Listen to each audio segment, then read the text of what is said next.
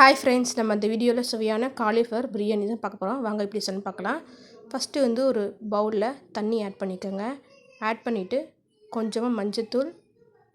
Cauliflower வந்து நம்ம வந்து வேக வைக்க போகிறோம். அப்போ தான் அதில் இருக்க பூச்சி புழுலாம் வந்து செத்துரும். அதனால் வந்து மூடி போட்டு உப்பு போட்டு லைட்டாக கொதிக்க விட்டுட்டு நல்லா கொதிச்சிருச்சு பாருங்கள். இப்போ வந்து நம்ம வந்து கட் பண்ணியிருக்க காலிஃப்ளவரை ஆட் பண்ணிக்கலாம். வச்சுட்டு ஒரு 5 நிமிஷம் அப்படியே மூடி வச்சிங்கன்னா வெந்துடும், நமக்கு ஓரளவு வெந்துடும். இப்போ வந்து நம்ம வந்து வடிகட்டி ஒரு பிளேட்டில் மாற்றிக்கலாம். என்ன செஞ்சாலும் இதேமாரி பண்ணிடுங்க, அப்போ தான் இருக்கிற புழுலாம் நமக்கு வந்து செத்துரும். இப்போ வந்து அதே பவுலில் கொஞ்சம் பச்சரிசி, மைதா, ஒரு 4 டீஸ்பூன் பச்சரிசி, 3 டீஸ்பூன் மைதா, 1 டீஸ்பூன் கார்ன்ஃப்ளவர் ஆட் பண்ணியிருக்கேன். நீ அப்படியே போனாலும் போடலாம், இதுமாரி ஃப்ரை பண்ணி போட்டால் டேஸ்ட்டு சூப்பராக இருக்கும். மஞ்சத்தூள் கொஞ்சம், மிளகாத்தூள் 1 ஸ்பூன், அப்புறம் வந்து காஷ்மீர் மிளகாத்தூள், உப்பு வேணா காஷ்மீர் மிளகாத்தூள் இருந்தால் ஆட் பண்ணிக்கலாம் நீங்கள் கருக்காக. என்கிட்ட இதில் ஆட் பண்ணல. இப்போ அடுத்தது இஞ்சி பூண்டு பேஸ்ட்டு நல்லா மிக்ஸ்அப் பண்ணிக்கோங்க. தண்ணி கொஞ்சமாக ஆட் பண்ணி நல்லா தெளிச்சுக்கோங்க. கொஞ்சமாக ஆட் பண்ணி கட்டி விழுவாமல் நம்ம வந்து கலந்துக்க போகிறோம். பச்சி மாவு பதத்துக்கு நம்ம வந்து மிக்ஸ் பண்ணி இப்போ ஓரளவு நல்லா இதாகிடுச்சு. கட்டி இல்லாமல் நல்லா தண்ணி ஊற்றி மிக்ஸ்அப் பண்ணிக்கோங்க. இப்போ மிக்ஸ்அப் பண்ணதும் காலிஃப்ளவரை அதை ஆட் பண்ணிக்கலாம். நல்லா மிக்ஸ் பண்ணி ஒரு 5 நிமிஷம் நல்லா ஊறட்டும். ஊறினதும் ஒரு கடாயில் எண்ணெய் ஆட் பண்ணிக்கோங்க. ஆட் பண்ணிவிட்டு இப்போ எண்ணெய் காஞ்சதும் ஒவ்வொரு துண்டாக நம்ம வந்து ஃப்ரை பண்ணி எடுத்துக்கலாம். சிம்லே வச்சு வறுத்து எடுத்துக்கோங்க. ஓரளவு நல்லா 2 பக்கமும் திருப்பி போட்டு ஃப்ரை பண்ணி எடுத்துக்கோங்க. ப்ரௌனாக வந்ததும் பாருங்க, நல்லா ப்ரௌனிஷ் ஆகிடுச்சு. இப்போ வந்து நம்ம எடுத்துடலாம். இப்போ எல்லாத்தையும் இதேமாரி வறுத்து எடுத்துக்கோங்க. இப்போ வந்து ஒரு குக்கரில் ஒரு நெய் ஆட் பண்ணிக்கோங்க. நெய் அதாவது எண்ணெய் எது வேணால் நீங்கள் ஆட் பண்ணிக்கலாம். நான் ரெண்டுமே ஆட் பண்ணுறேன். நல்லா உருகுனதும் பட்டை, கிராம்பு, ஏலக்காய், பிரியாணி இலை, அன்னாசிப்பூ, சோம்பு எல்லாம் ஆட் பண்ணியிருக்கேன். மசாலா எல்லா பொருட்களும் ஆட் பண்ணியாச்சு. நல்லா பொரியட்டும்.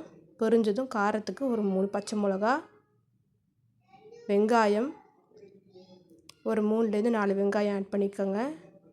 ஆட் பண்ணிவிட்டு நல்லா வறுத்துக்கோங்க.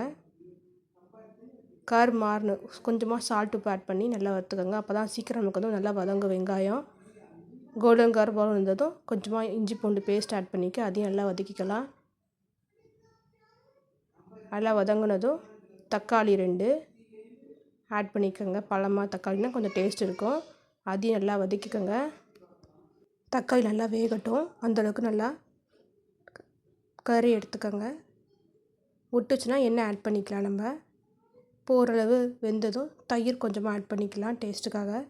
நல்லா வதங்கட்டும். அப்புறமா கொஞ்சம் மஞ்சத்தூள், காரத்துக்கு மிளகாத்தூள் 1/2 ஸ்பூன். ஏற்கனவே பச்சை மிளகாய் போட்டிருக்கோம், அதுவே காரமாக இருக்கும். கருக்காக கொஞ்சமாக காஷ்மீர் மிளகாத்தூள் போடுறேன், அதுவும் ஆட் பண்ணிக்கலாம். இருந்தால் நீங்கள் ஆட் பண்ணிக்கலாம், இல்லைன்னா தேவையில்லை. கரம் மசாலா 1/2 ஸ்பூன் அதை ஆட் பண்ணிவிட்டு நல்லா வதக்கிக்கோங்க. பச்சை வாசனை போகிற அளவுக்கு நல்லா வதக்கிக்கோங்க. நல்லா தக்காளி வெந்துருச்சு. நல்லா கொஞ்சமாக உப்பு ஆட் பண்ணிக்கலாம், அதையும் போட்டு நல்லா வதக்கிக்கோங்க. அப்புறம் கொத்தமல்லி, புதினா அதையும் ஆட் பண்ணிட்டு நல்லா வதக்கிக்கோங்க. இப்போ நல்லா வதங்கிருச்சு ஓரளவு. இப்போ வந்து வறுத்த காலிஃப்ளவர் பொரிச்ச காலிஃப்ளவரை ஆட் பண்ணிக்கலாம். ஆட் பண்ணிவிட்டு அதையும் நல்லா வதக்கிக்கோங்க. மசாலாலாம் ஒன்று சேர மாதிரி வதக்கிட்டு இப்போ 1.5 டம்ளர் அரிசி எடுத்திருக்கேன், அதுக்கு வந்து 2 டம்ளர் தண்ணி ஊற்றுறேன். ஊற்றிட்டு நல்லா உப்பெல்லாம் பார்த்துக்கோங்க. உப்பு தேவைன்னா ஆட் பண்ணிக்கலாம். நீங்கள் கொஞ்சமாக நான் உப்பு ஆட் பண்ணிக்கிறேன். ஆட் பண்ணிவிட்டு இப்போ வந்து அரிசியை நம்ம பாஸ்மதி அரிசி தான் நான் 1/2 மணி நேரம் ஊற வச்சுருக்கேன், அதையும் நம்ம அதோட ஆட் பண்ணிக்கலாம். எல்லாத்தையும் ஆட் பண்ணிட்டு டேஸ்ட் பார்த்துட்டு நீங்கள் வந்து உரப்பு பத்தலைனா ஆட் பண்ணிக்கலாம். இப்போ வந்து குக்கரை மூடி போட்டு விசில் போட வேணாம்.